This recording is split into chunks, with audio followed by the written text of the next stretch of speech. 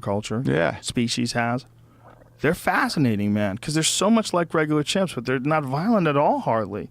They like make some noise and shit, but they don't do much. Yeah, it almost like perfectly splits our psyches as humans. Dude. Like, Whoa. like we all have chimp and bonobo in us. Well, just knowing that that's possible, too. Yeah. Like that what we are is just sort of like, you know, even like what we are as a culture, it's just sort of kind of like worked into this spot, and that's what it is. You know, like what we are, it didn't have to work out this way. You know, it could have worked out some other really weird way. Like totally. all the other life forms that you see around. I mean, we could be dolphins. They think dolphins are as smart as us. They think it's entirely possible that without the context of our culture, like our ability to display intelligence through tests and math and building things, engineering, without any ability to display that, we don't really know how smart they actually are. We just assume that the social intelligence they have is not as valuable right. as the intelligence that's involved in creating things. But they have a cerebral cortex that's 40% larger than a person's.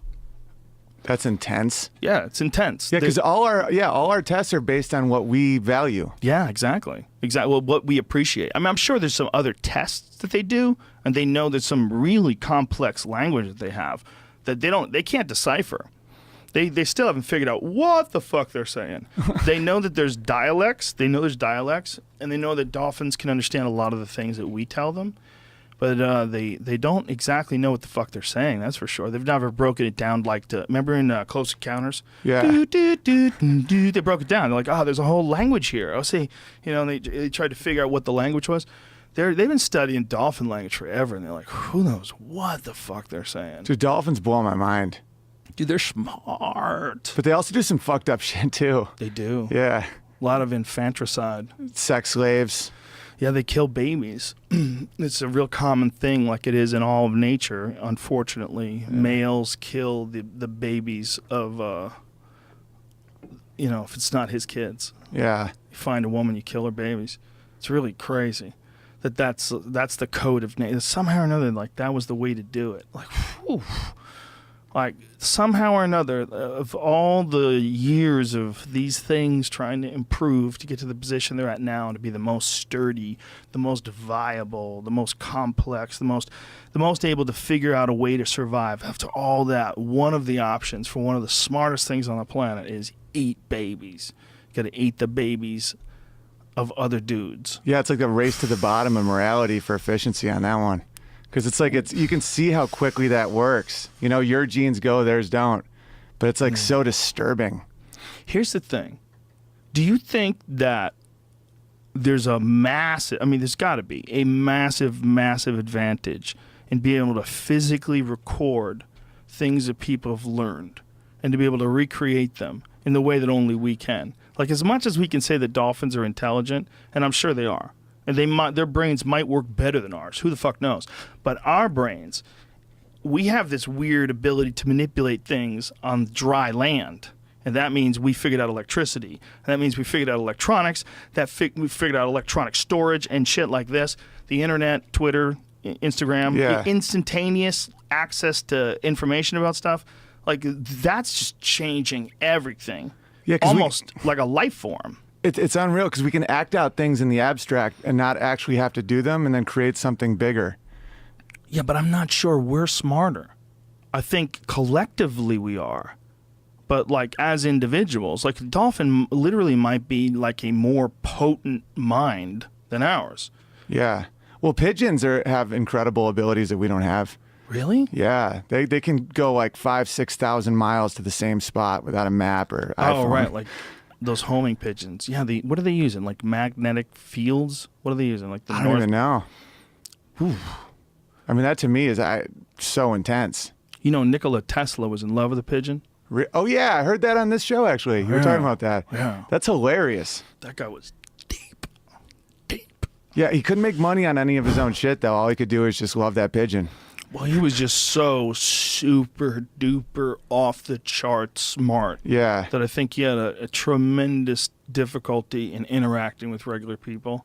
You know, and this guy just wasn't the best businessman in the world. He was just a super genius inventor.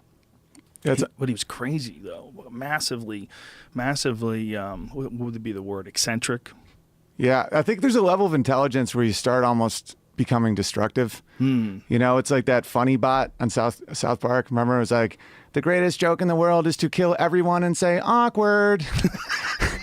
Where it's like, if you do the math of stakes of jokes and then like all the math of it, it could get real dark. Yeah. And that's kind of like, some people are so smart. They're like, why wouldn't I love a pigeon? It can go 5,000 miles, you know? And you're like, Right. They don't have that thing that tells them just, that's weird. Yeah, well, he didn't care anymore. I think he loved the pigeon more than he loved people. And it might not have been like a romantic love.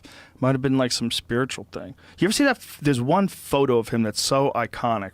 It's Nikola Tesla sitting in front of a pair of Tesla coils. And he's got his legs crossed. And he looks like the master of the universe. He literally looks like a character in a Marvel comic book. Yeah. That guy was a wizard, like a literal wizard. You know? I mean... look at this guy. Look at this motherfucker. He's sitting there reading shit. He's sitting there with his legs crossed and this crazy electrical thing is going on And that's behind him. And that's the guy that would fall in love with a pigeon. Yeah, that's because the it's dude. like, if that, like in his mind, he's like, yeah, I'll just make all these crazy sparks with my brain and read a book and then just love a pigeon. Can you imagine what it must be like to be a guy as smart as that? Like clearly like a next level intellect. Like there's like us as normal folks, and then there's these like super genius, like, you know, like a LeBron James of thinking. Like, Yeah. Jesus Christ, what the fuck? How's he doing that? And that's what that guy was. Imagine being that guy and just seeing all these things that haven't been figured out yet. Like, how come you guys haven't done this? That must be so Like, frustrating. What about doing this? How about you have electricity just in the air? He wanted to fucking pump electricity in the air where you would get it for free, like the radio. That must be like being around drunk people all the time. Like being that smart around normal people. It's like being sober at a bar and everyone be like, dude, I pee on my penis. And you're like, what's wrong with you? And that's probably Tesla with like us. But he's like, oh, you can't just make the sparks? It's a very good way of describing it. It's a very good way of describing it. Thanks. Yeah, that's probably exactly what's going on. I've talked to a bunch of like really, really smart people in at the time doing this podcast, and then off podcast. One of my favorite examples is John Carmack. Do you know who he is?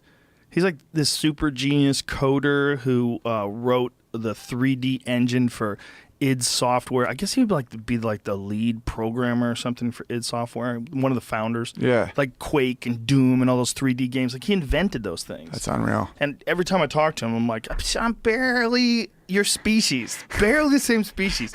His brain is firing so hard and so fast. You're like, wow, I'm such an ape. You can see that on Twitter with Sam Harris sometimes. Like Oh, yeah. sometimes he'll do a comeback and I'm like, I got to read like 9 books to even get that. Sam's stupid smart. It's like crazy smart. Yeah, he's very smart. Very smart. There's a lot of people like that, man, and they'll give you a real reality check if you think you're smart. You think you're an exceptional mind.